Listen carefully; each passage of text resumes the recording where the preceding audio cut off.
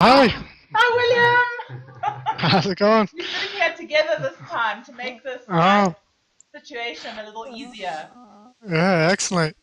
I just finished with work for the moment, so I had a few minutes. Remembered that we had an appointment. Oh, Ah, great. great. Yeah. All right, so we'll just jump in then. Hey, you busy with your work? Yeah, yeah. So I don't have a lot of time. I was hoping to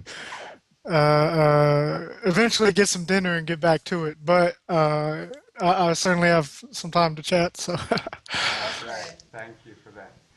So, oh yeah, William, we'll take half an hour. Is that okay with you, or how much time perfect. you have? Is that all right? Oh, that's perfect. Perfect. Okay, so I thought maybe we could just start with a round of introductions again.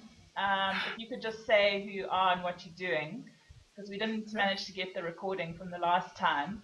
And then Uh, I thought perhaps Willem could share some of what he does, and I'll talk a little bit on myself, and then I'll leave time for him mainly to ask questions today. okay. All Is that right. right? Yep. Sounds Okay, good. Sounds cool. So good. tell us about you and what you're doing and where you work and all of that. So, most simply, I'm a guy that sits around and thinks about the nature of reality, kind of all day long and all night long. So when I have free time, I'm thinking, what is the nature of reality? You know, when I'm looking at nature, I'm thinking, what is it that I'm seeing here? What is this? And so I'm lucky because that's what interests me, and I'm lucky in that that's what I get to do for a living, as it turns out. In my job, I study what is the nature of reality, and so since that's kind of a broad scope, uh, it requires a synthesis across multiple disciplines.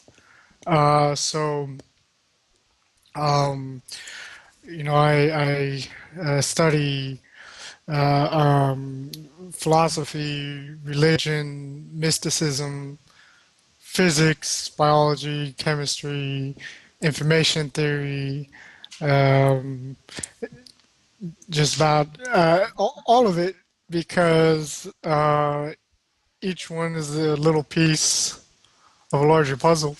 And then if I'm still sane at the end of the day, I try to piece that together into a semi-coherent model. And um, actually, I think we've made some pretty good strides in doing this. So uh, it's we've just authored our first manuscript that is being actually reviewed right now by a committee. So um, if it is accepted, it'll go into the proceedings, and I'll be presenting that hopefully next year.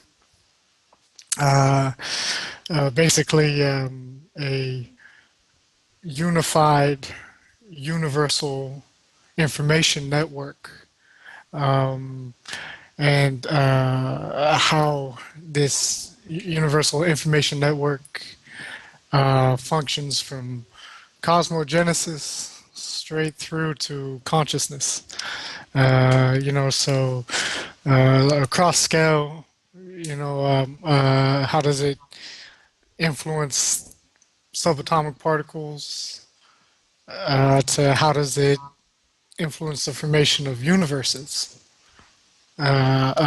So it's um, it would seem like a pretty ambitious thing to do, but we're just humbly taking a little stab at it and say, what if it kind of involves something like this? What could we explain under this model? So, um, yeah. And so, in addition, though, we also teach. I love to teach. And so we've been working quite extensively on the Resonance Academy. And the pilot delegate level one program is in full swing. We're about halfway through it.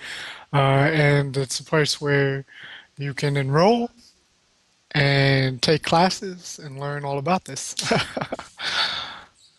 Fantastic. Yeah. What a vast field. Yes.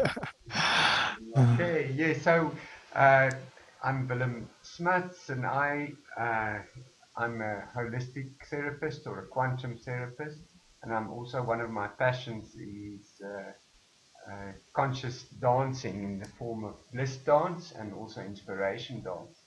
And what really fascinates me is the power of consciousness, of a consciousness level or an energy field that's set up, and what that effect is on our health and our well-being. So that's really. So I'm also deeply passionate about consciousness. I'm specifically, I've done a lot of reading and experiential processes around non-dualism. So that's really my area of interest. And then, yeah, I studied civil engineering way back, so there is a bit of a physics background, but I'm very deeply interested in metaphysics and yes, science of consciousness as well.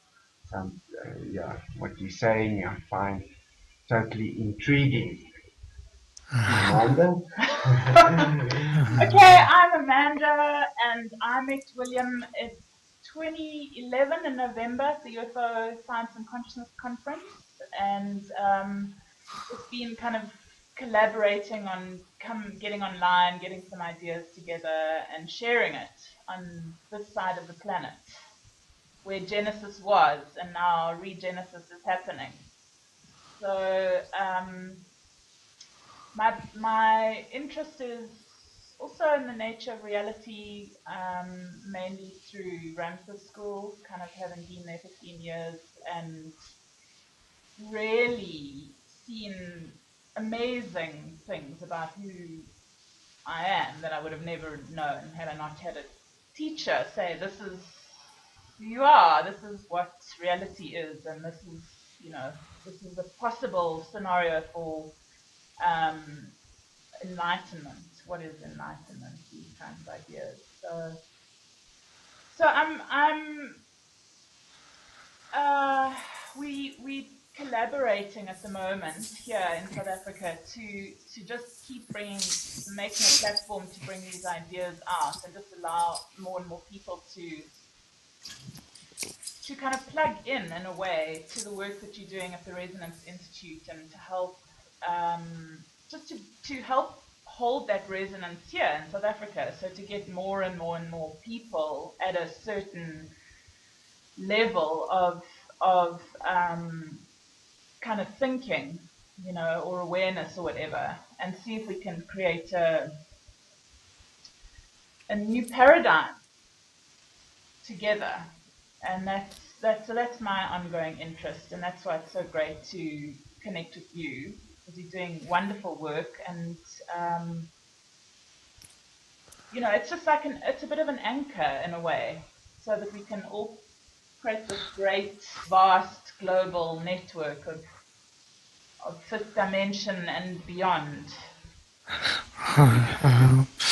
Because we're all doing very complementary work, and when we come together um, and bring each of our respective uh, um, passions together. It's a very useful tool if somebody would wish to use it, and that's a very transformative system to help the larger community that's bringing along the new paradigm as well. So, Right. Well, thanks for your time on that. yeah, oh yeah. So I'm going to hand over to Willem for a while, and he'll ask a couple of questions, and then we'll see how we go in terms of time. Excellent, Yeah, excellent. so something that I've observed in dancing, so that I'd just like to get your input on it, is that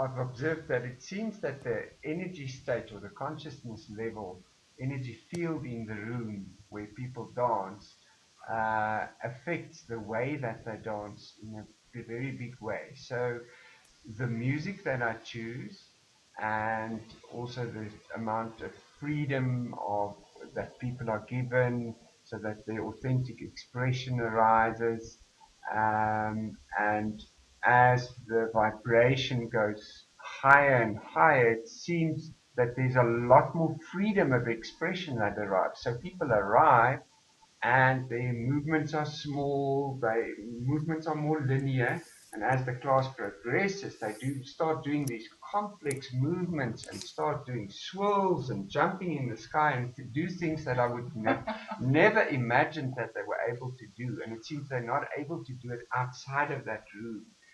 So I'd just like to get your, and it seems that I don't even need to teach them steps to move like this or that. No, it's create the energy field and then the magic happens. So I'd like your Uh, perspective on that.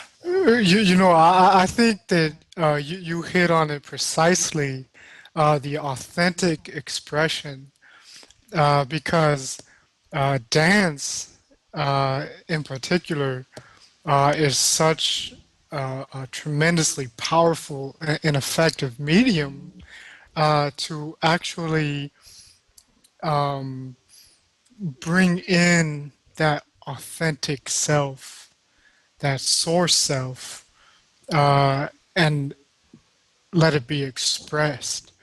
So essentially, what you're doing is setting up, in this perspective, setting up an environment in which that connection, which is very real and very tangible, can begin to actually experience the flow of energy, of information that corresponds to the authentic self, the original self.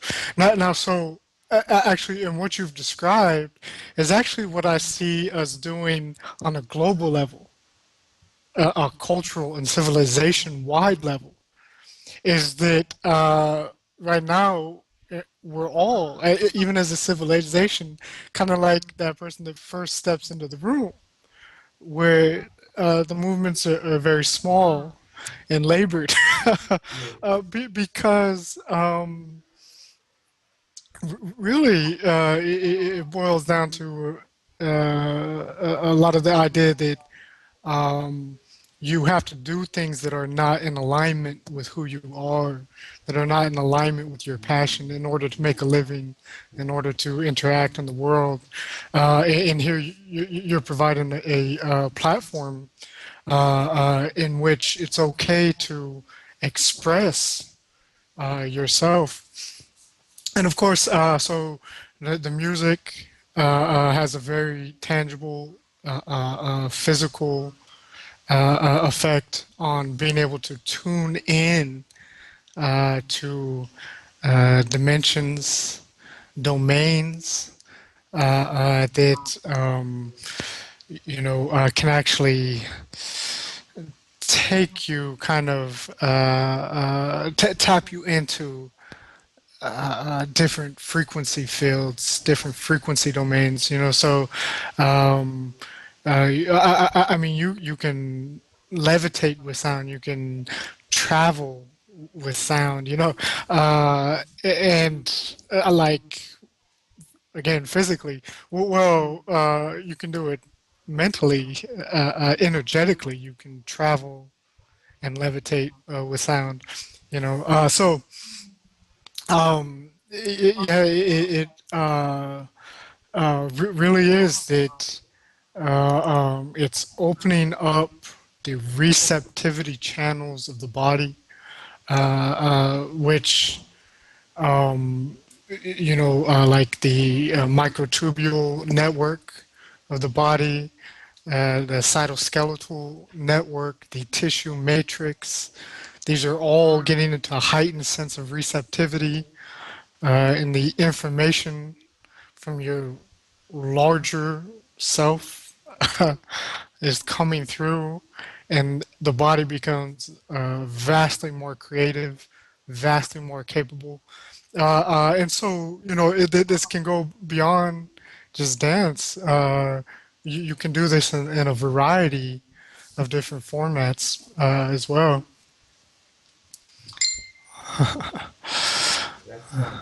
That sounds like I'd love to start doing work around levitation with sound. Yeah, that sounds like a fun. Sometimes I felt that, shoo, it feels like liftoff is possible. So I'll start exploring that. That uh, sounds awesome.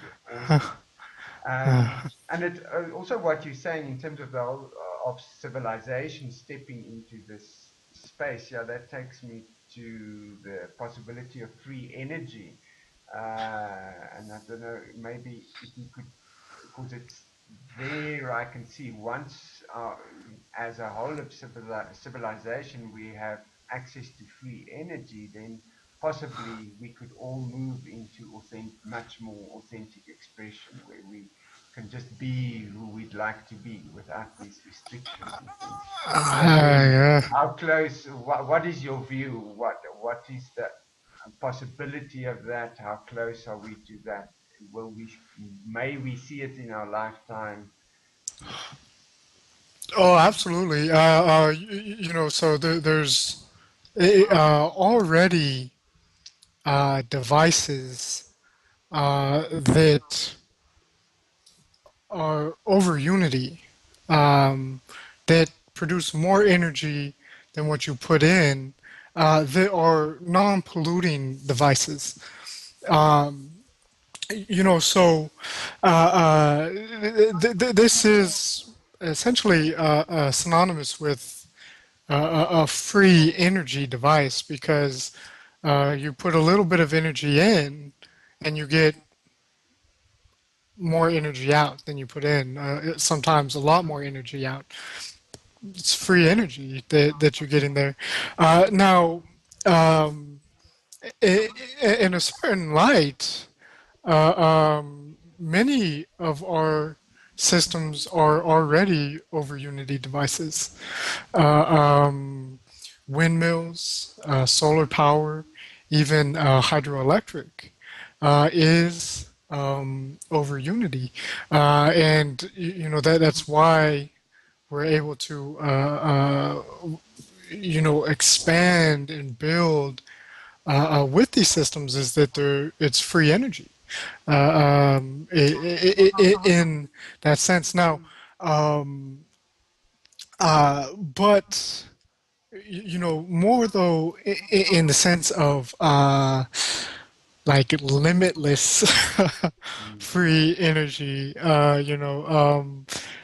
non-polluting, non-destructive devices, even harmonious or beneficial energy devices. Now that's what we're on the cusp of now, um, because really the epitome of the free energy device is one that is tapping that source energy, so to speak, the quantum vacuum. So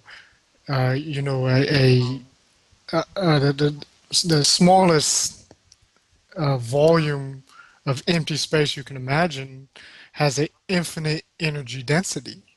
That's the consequences of quantum field theory. If you look at the most austere, mundane, scientific calculations, space has an infinite energy density. So we're in a limitless sea of energy. When you're dancing ecstatically, you're drawing that energy in through your connection to your larger self, your universal self, and you know that's why maybe you were a little bit tired going in, but after 10-15 minutes of dancing, you start to feel pretty good, pretty Yeah, energized, like you could great. do like you could do this all night. You know, well, um, those kinds of free energy devices we'll absolutely see in our lifetime, and this will be the revolution. Um, when you have ubiquitous and limitless energy, just like the ubiquitous and limitless, nearly access of information that we've experienced with this last revolution, the information revolution, the computer and the internet, you know, when that's done with energy, our perspective on abundance and limitation will be drastically altered because, you know, the concern of needing to work tirelessly to provide energy to keep the lights on, to keep the food coming and the car running and the airplanes going, et cetera, et cetera. When that burden is lifted, humanity will be able to go into that freedom of authentic expression. It will transition. It'll be the final transition from this kind of agrarian, feudalistic society into a advanced civilization. Maybe perhaps the first civilization in the true sense of the word that we've ever experienced. Because also, I mean, wars are going to be a little more difficult to promulgate when um, you're not fighting over resources because there's now a concept of resource abundance. And if I could just add one other kind of really key thing is that if you're drawing that energy from the quantum vacuum, well, the quantum vacuum is what creates the force that we call gravity, gravitational force. If you're structuring that field, the quantum vacuum, to draw energy from it, you can also structure it to counteract or influence this gravitational action. So the same thing that becomes your free energy device also becomes your star drive for interstellar travel, interplanetary travel, etc., as well as a pretty amazing supercomputer. They can. It'll be possible to retrofit these to be actually artificially intelligent, conscious devices, consciousness interface devices. So it's unbelievably revolutionary, and we're getting there within our lifetimes. Absolutely.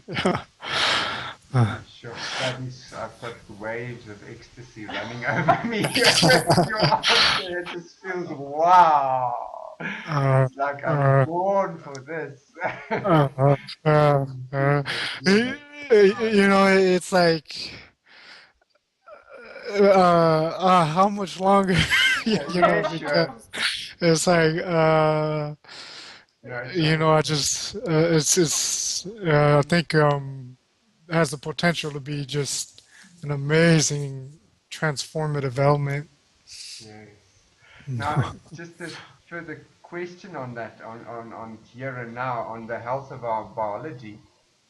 I've heard you speak about the importance of when we step out of the fear cage and then we free our biology up, our biology starts transforming, we connect cosmically. But right now it seems, from my perspective, that the foods that we eat that are full of toxins and pesticides, there's the Roundup in the wheat and there's other pesticides and it's just having such a big effect, the metals in the fish.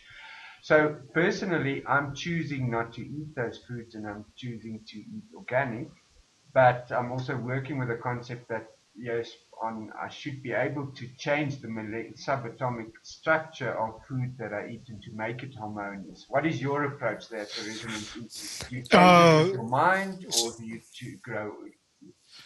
so on the latter approach of, you could call it transmutation. Yes.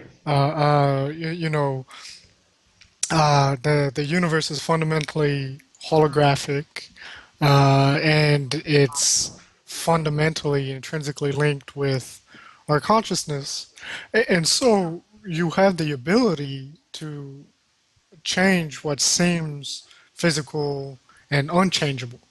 The only thing is that that requires a pretty high level of connectivity, of resonance.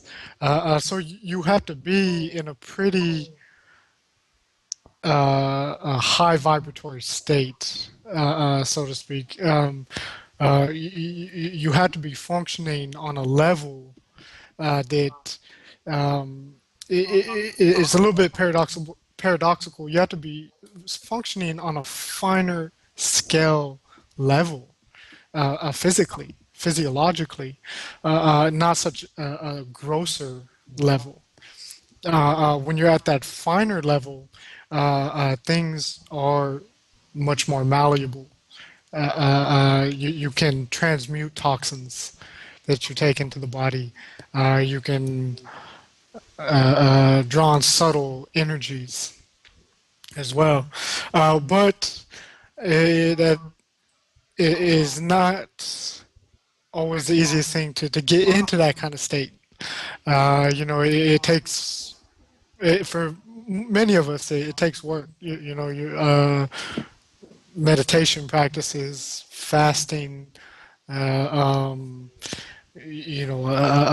cultivation techniques to be able to have that kind of sensitivity, that kind of awareness, and hence that kind of ability.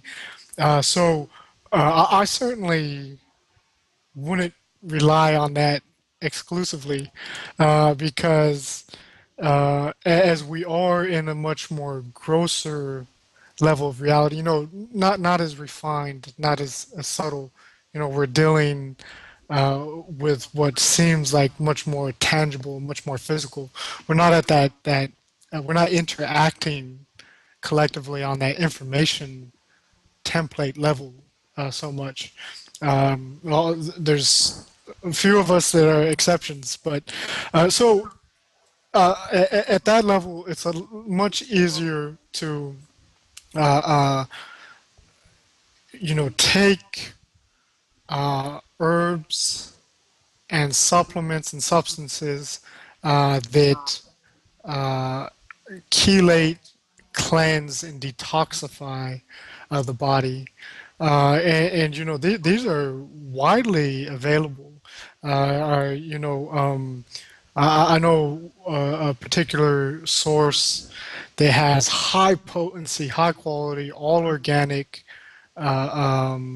herbs, natural compounds that detoxify the body, grab those toxins at the cellular level, the heavy metals, the pesticides and herbicides and pharmaceuticals and etc.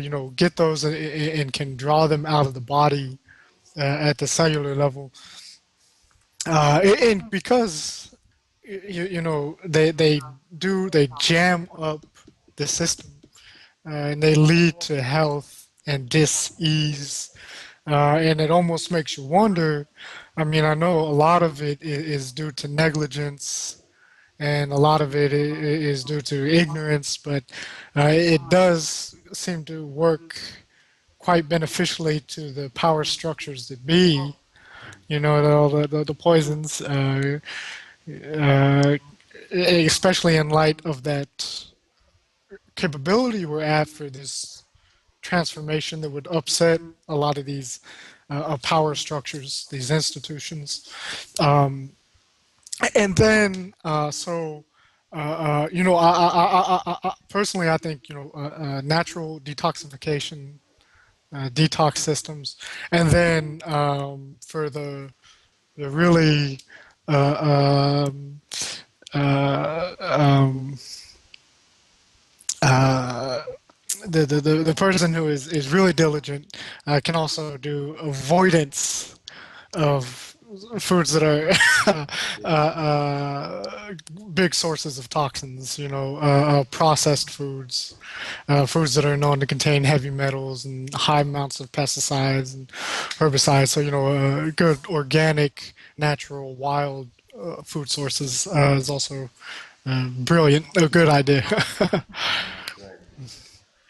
No, thanks for that. And I have two more questions. Let's see if we can get to Okay. both possibly. Oh, So the one is just how do you see the unfolding, or do you see a new economy unfolding with new money systems, especially once there's free energy, that we function on a completely different monetary system? That's the and how do you see that, and what are the possibilities? And the other one is, what tools do you uh, personally recommend for people stepping out of the fear box? What, in order to live a life of love, in harmony with the universe, set up coherent fields for our own biology, those kind of tools. So those are the two questions. Let's see. excellent, excellent. So for the monetary system, it's again another thing that I see that is already in the works. That it's undoubted. There can't be any doubt that the monetary system is undergoing a change right now.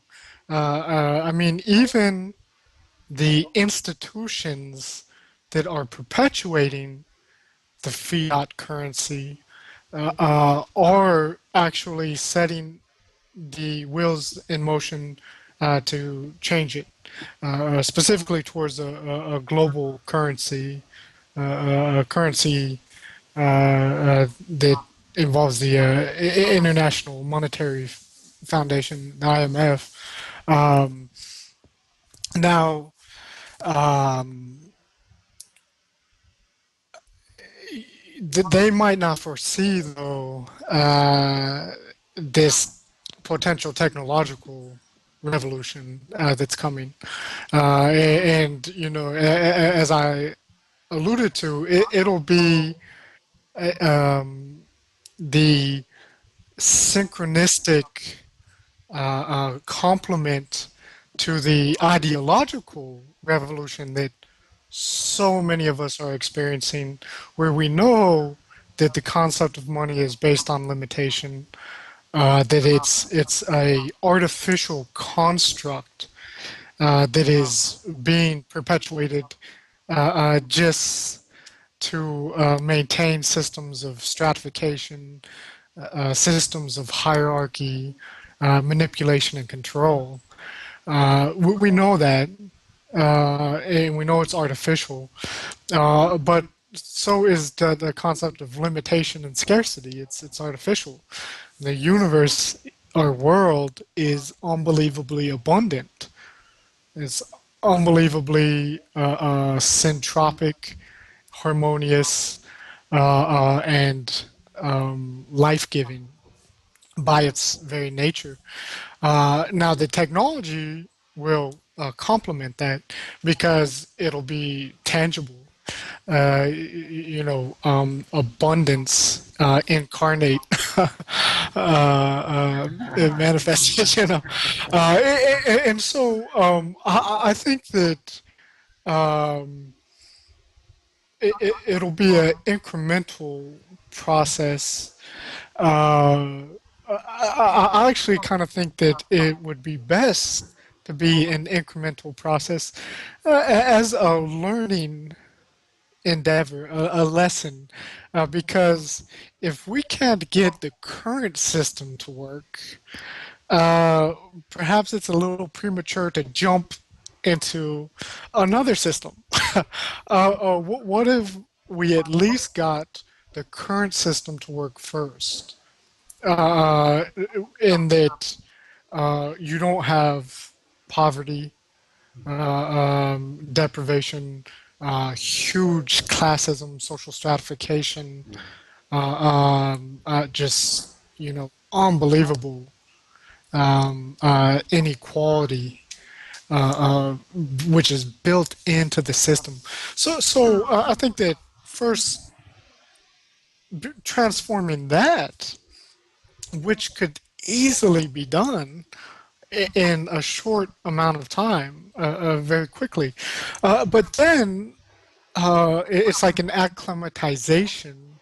You see that under a much more egalitarian system, you begin to see that do we really need this medium?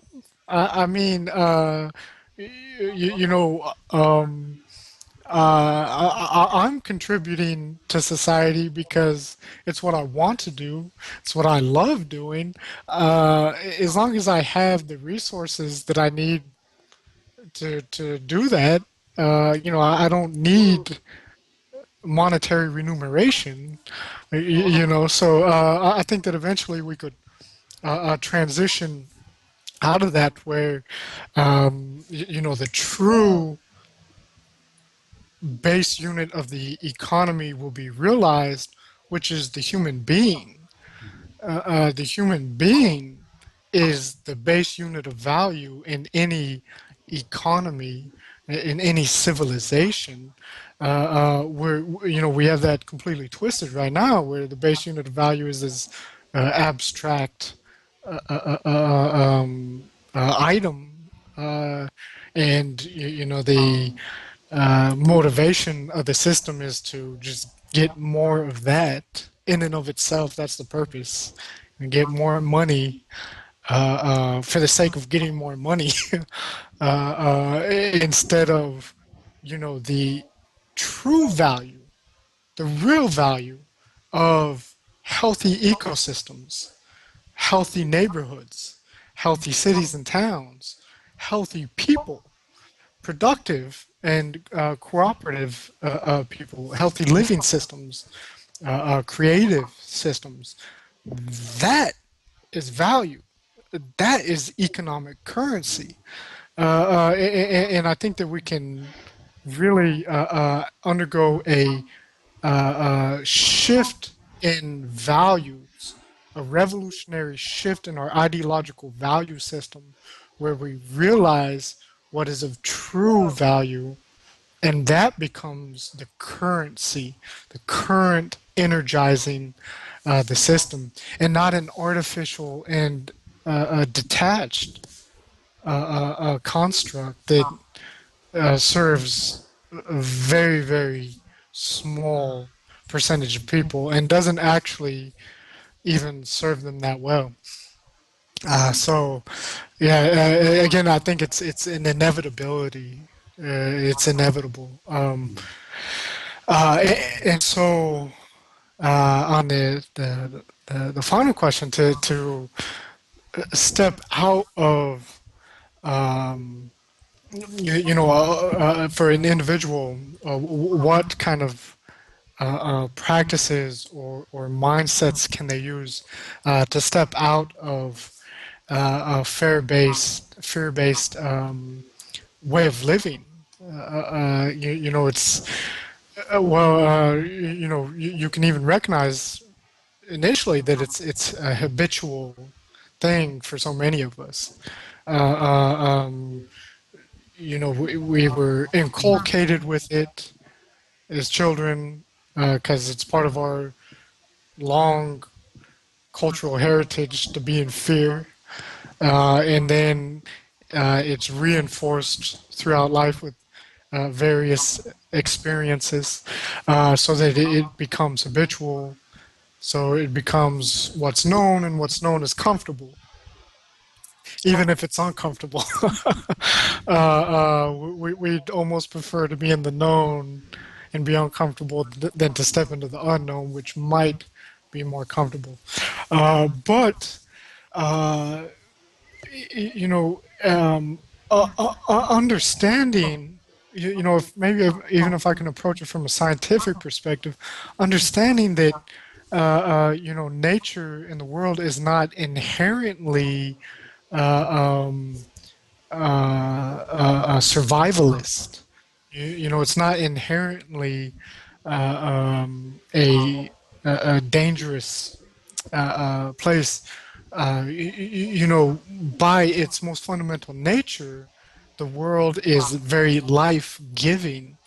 That's why uh, it's a veritable Garden of Eden on this planet. So much life that has been supported for billions of years. If it really was a survival of the fittest, if it really was an inherently dangerous place, life could not have thrived. A simple observation shows that this is a pretty life-friendly world you're in. Mm. It's a pretty life-friendly place.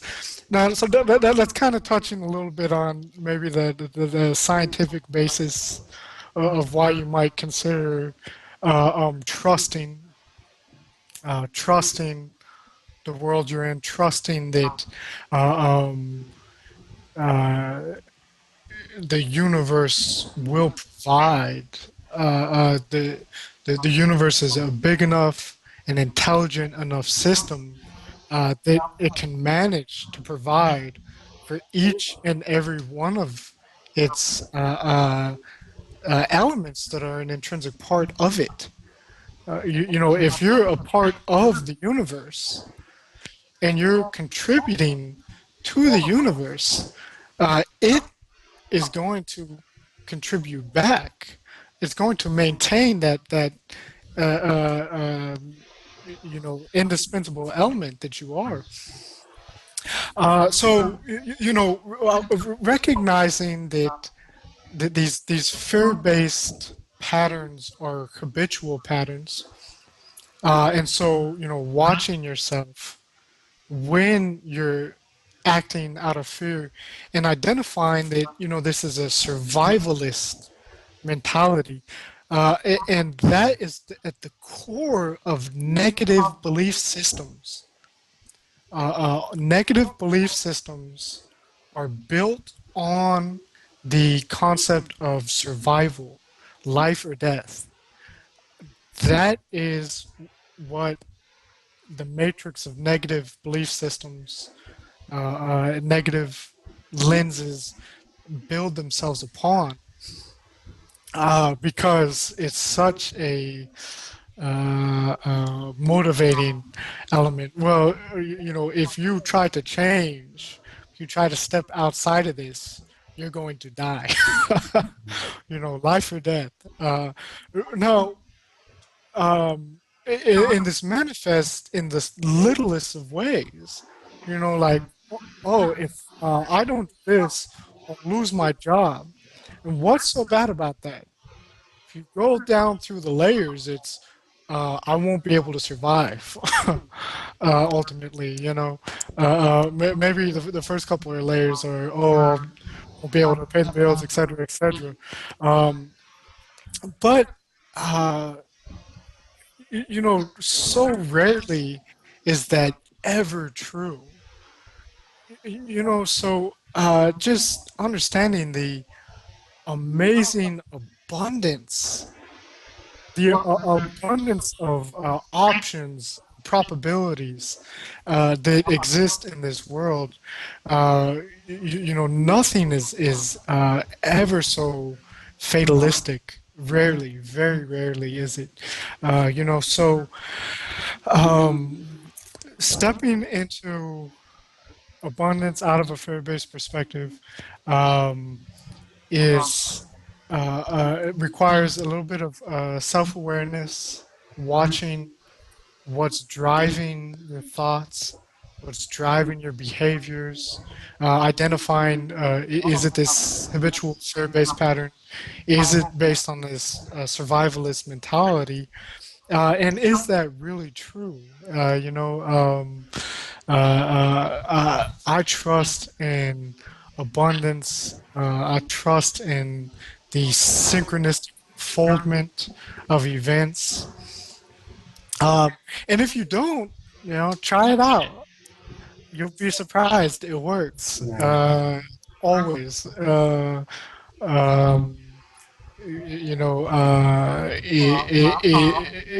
the universe isn't a random place. It's working in beautiful orchestration at every moment. And you are a part of that system. You're a part of that orchestration.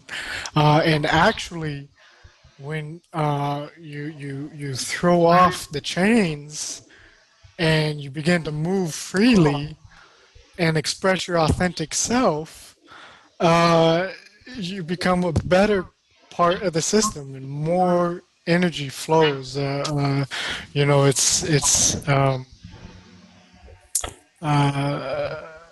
a great system. I would at least try it. Yeah. uh, yeah. Sure.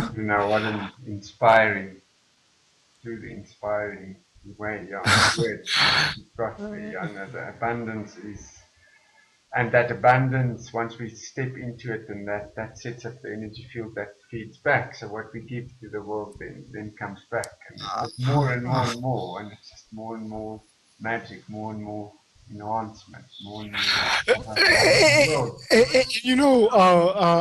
I think though, if I could just offer a word of caution from my own perspective, one of the biggest hangups though is the concept of money, because we are so inculcated, so indoctrinated that money equals abundance, money equals opportunity, money equals freedom, the ability to do what you want to do. And so, if you're trying to step out of that fear-based perspective into abundance, concepts of abundance, and you're not seeing tons of money coming your way, it's really that money isn't the only form of abundance. And actually, maybe money isn't what you need to do what will make you happiest. So, I would just caution, like, don't look towards money as the indicator of your level of success in living abundantly and without fear, because um, I just know for myself, for years and years of living this kind of synchronistic unfoldment, it didn't involve money. I had, it was all, the little bit that I needed was always there to do what I needed to do. But on the really big things, they brought me large amounts of happiness and advancement, etc. It didn't involve money.